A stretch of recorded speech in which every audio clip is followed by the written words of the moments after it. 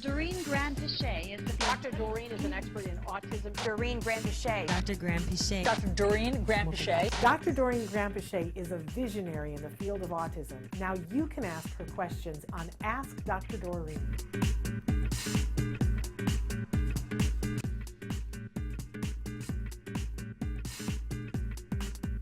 Hi, Sarah from Canada. I'm going to get to your live questions here in just a second. But this first one, my son is 8, and I want to know if recovery is still something to hope for. He was diagnosed at 2. At that time, we were dealing with delayed speech. 6 months ago, he started stuttering, and he's 8 now. So his behaviors are up and down. He's gluten-free and dairy-free and has been on a biomedical treatment for 3 years. Good behavior at school, but aggression towards his younger sister and sometimes me. This is mom saying this. He wants to play with other kids, but doesn't know how. He is behind academically. He does well and then regresses. Please help. I want to meet adults who have recovered to know more of how we get there too. Of course, this brings up the word recovery, Dr. Granpeesheh, which is a very volatile term for a lot of people. So maybe if you could take just 1 second to talk about when you're talking about recovery, what are you actually talking about? Sure. Thank you, Shannon. And honestly, let's start with that. I'm not one who's going to shy away from the word recovery. I know that there are a lot of people who find the word recovery a little bit offensive because, as folks who are on the spectrum themselves, they basically say, hey, I don't feel like I need to be recovered from anything. And that's very respectable, very understandable. I want to honor that and say, hey, listen, if you don't feel like you need help with anything, that's awesome. That's good, wonderful. I'm so happy that there are people out there who feel that living with autism is doable. That only means that the environment and society has changed to the point where we're able to accommodate that, which is, believe me, you guys, wasn't the case 20, 30, 40 years ago. But I'm happy that we are a much more understanding society now. That being said, there are individuals on the spectrum who either themselves or their guardians feel that there is more for them to learn, and that if they learn more, they can thrive in their day-to-day lives. And that's what we hope to be able to help those folks with, right? So just like anything else, for instance, if I want to do an exercise regime, I will definitely ask for help from someone because I don't want to do things that are going to injure my back or, things that might not be right for me. And I want to get the most out of the time that I have, that I'm committing, that I'm dedicating to my program. And so, I look at treatment for autism towards recovery as that, right? I see it as, if you would like guidance and help towards teaching the things that will help your child function more adaptively, more effectively in society, then yes, there are things you can do to achieve that.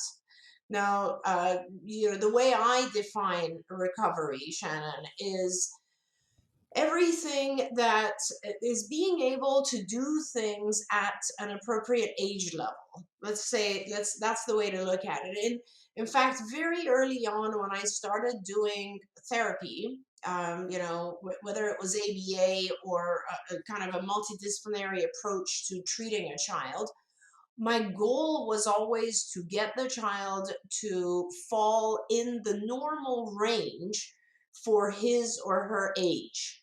So a lot of times I would meet a child who is, let's say, 4 years old, and they're just beginning treatment, and they have a series of symptoms of autism that prevent them from reaching their age-appropriate goals.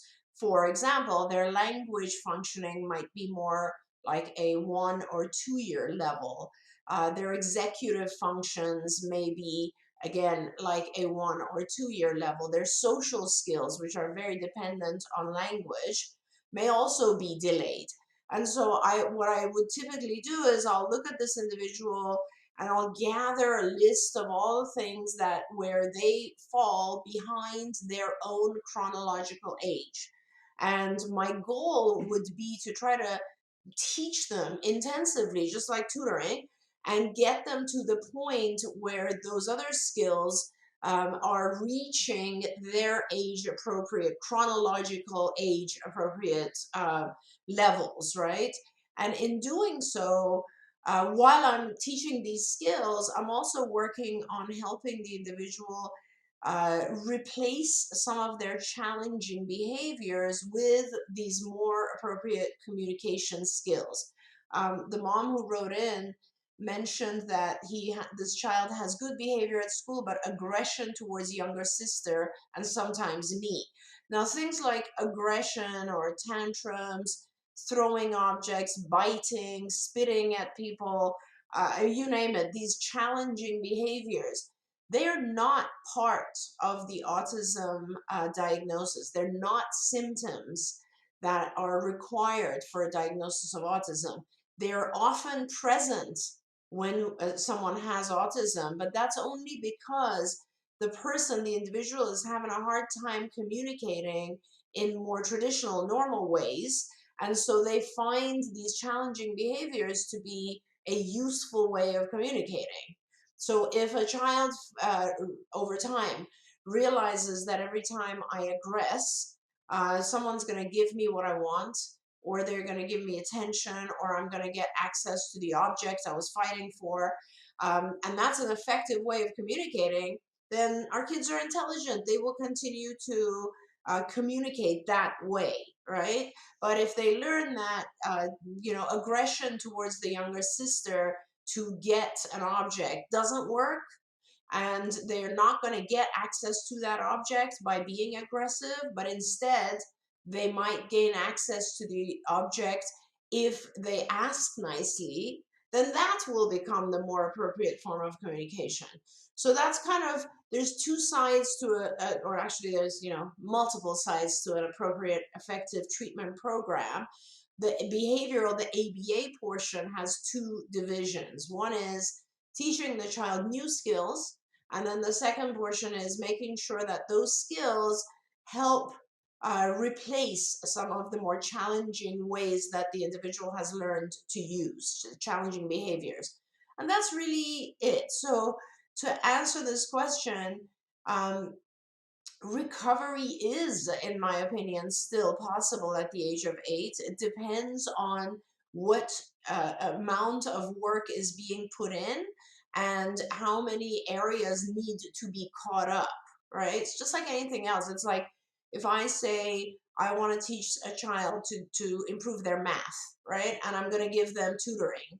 If I give them 2 hours of tutoring a week, they will progress, but are they going to progress enough to reach their age level, their class level? I don't know. Maybe the child requires 4 hours a week of math tutoring.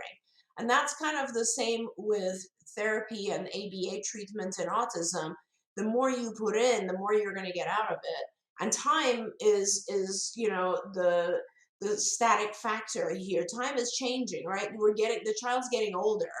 And as they're getting older, the issue is, are we teaching the child enough that with the passage of time, their growth, their learning curve is faster than their aging curve?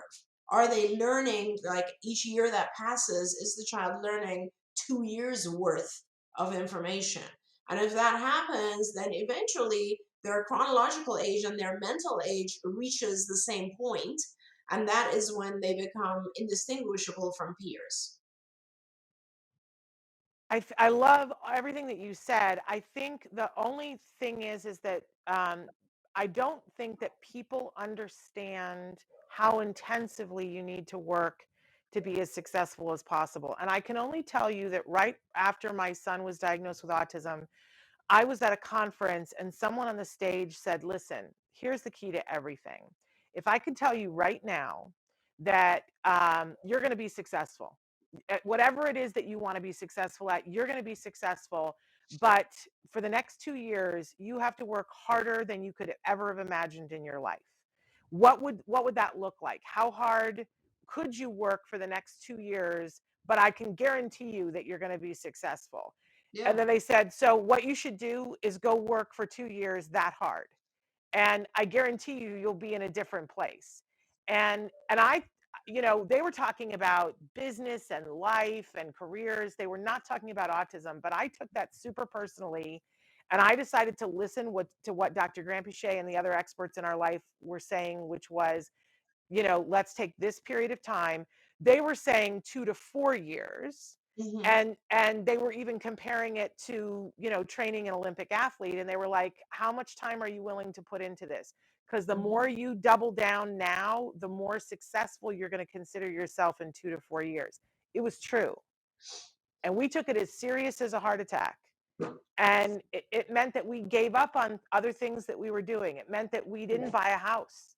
It meant that I didn't take the job that I thought was the job of my dreams. Turned out it wasn't. This was. You know what I'm saying? Like, other things reveal themselves to you. But, we said, we're going to make we're going to make a manifesto. And the thing at the top of the list was Jem getting everything we can possibly do. And as many hours, and that we're going to learn it.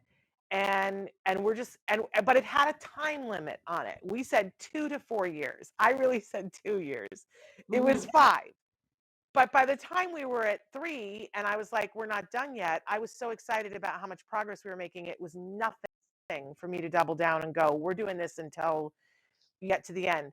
And so I ask everybody, like, what, and everybody's circumstances are different. I don't sit in judgment, because different people can do different things. But what can you do? How much time can you spend? How much energy can you devote to it? Because your child is in a place where he's learning. So how much do you want him to learn? Absolutely. I hope that you'll take Dr. Granpeesheh's message to heart and do as much as possible. If you found anything helpful in this video, please give us a like. In fact, make sure that you smash that subscribe button on YouTube and give us a like on Facebook. You can also follow us on Twitter and Instagram for important updates. And please download our free podcast wherever you get your podcasts. See you next time. Until then, give your kiddos a hug from me and one for you too. Bye-bye for now. To subscribe, click here. And if you'd like to check out some more of our videos, click here.